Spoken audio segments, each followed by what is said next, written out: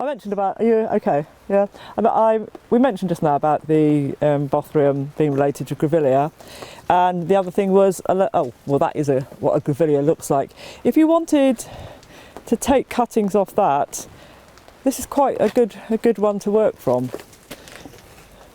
So I'd be inclined. I mean, you can do it as a nodal, but I'd be inclined to think, well, that's a bit of a funny shape anyway. It's getting a bit leggy, so I'd take that off, and then you've got quite a lot of heels you can just take off here. So literally just put it off, get these off. Well, I'll do them all over the bench, not the floor.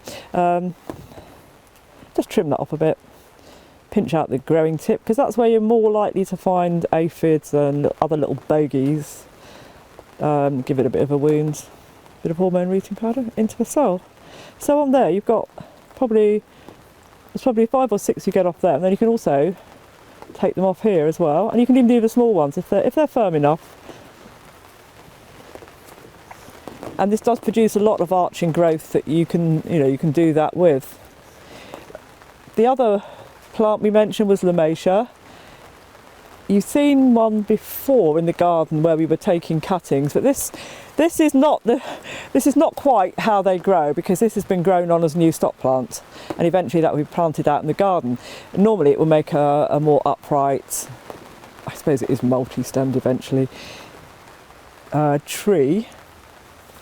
If I was taking cuttings off that, I would go down to slightly firmer, where it's quite firm there.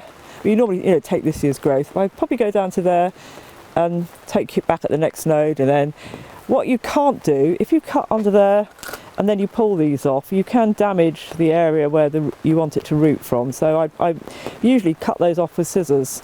I might go down there to that one, to be honest. So you can do it from here, or you could do, I mean, that's quite firm there. If you bend it and you can feel it, you don't want to get hold of it and go like this, but just gently.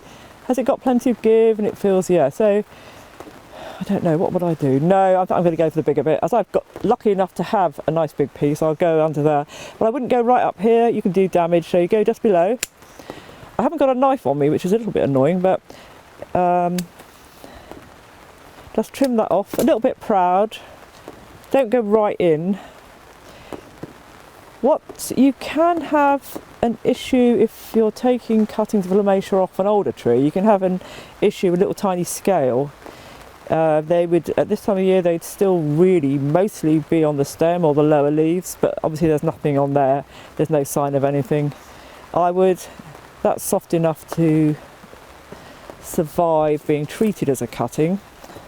What I would do is reduce the amount of leaf you have, because you have to consider the fact that there's going to be water loss from the plant. There's quite a lot of leaf area for the size and volume of the cutting. So the easiest way to do it with this is just turn it upside down and go 3 or 4, so it's about halfway, literally with a clean pair of scissors, just snip. It doesn't have to be exact, don't like that bit. That's offended me, that bit, right, and then I would also, with the softer stuff, I might be inclined to leave a bit more, just so, slightly longer, because that will die back a bit. So I'd use, oops, I missed that bit. I'd use that as a cutting. And again, in a well-drained mix, I'd put it in just enough to hold it. It needs to be secured just enough to hold it in place. You don't want to bury it too far, because if you touch the leaves, these leaves are likely to fall off and rot. So that would be your cutting. Might be more normal, more typical to do a cutting that was about that big, or later on in the year you could do that as a cutting. So it would just be, you cut down to here, under there, and you can even take that bit out and then reduce the size. And this is, so that is beginning to turn into a tree. In between, obviously these are hopefully rooted plugs. Yeah, these have just started to root. These don't need a vast amount of root to be potted on, as long as it can hold its own, so literally hold its shape. So that's a nice healthy lot of roots. The plant's looking good. check it for pests, anything you don't like the look of.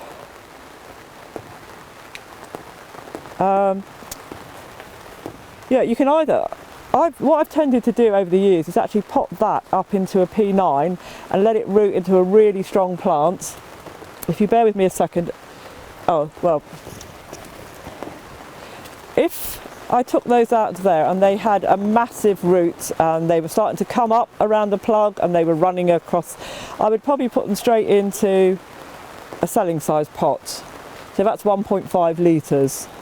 But that's going, so really that's the year after that, yeah.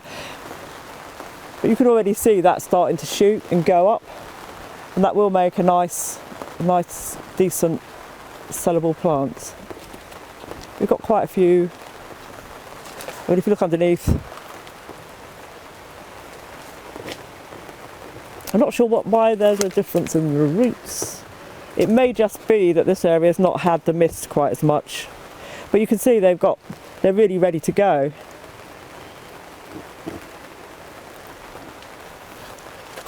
So okay, that covers, that's that for today really. Thank you.